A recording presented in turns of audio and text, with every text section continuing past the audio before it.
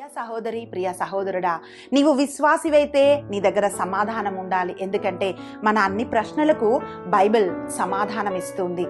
వాక్యం సెలవిస్తా ఉంది. అదేమిటంటే ఉపదేశకుడు గ్రంథం 7వ అధ్యాయము 1 నుండి 4 వచనాలు మనం చూసినట్లయితే అక్కడ వాక్యం ఇట్లా సెలవిస్తోంది.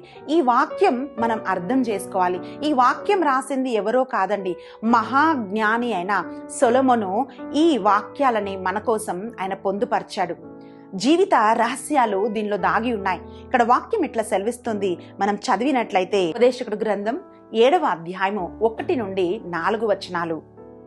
పుట్టిన రోజు కంటే గిట్టిన రోజు విలువైనది, విందులు చేసుకొను ఇంటికి పోవుట కంటే విచారముతో నగ్గు ఇంటికి పోవుట మేలు.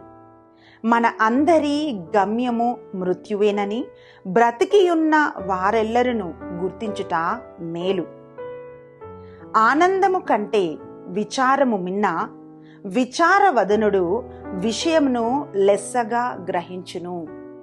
ఈ వచనాల్లో 3 రహస్యాలు పొందుపరిచి ఉన్నాయి. మొట్టమొదటిగా సొలొమోను రాజు మనకు తెలియజేస్తున్నది ఏమిటి అంటే, ప్రిలరా, ప్రతి ఒక్కరి గమ్యం మృత్యువే. ఇది మొదటి ఒక వాస్తవము.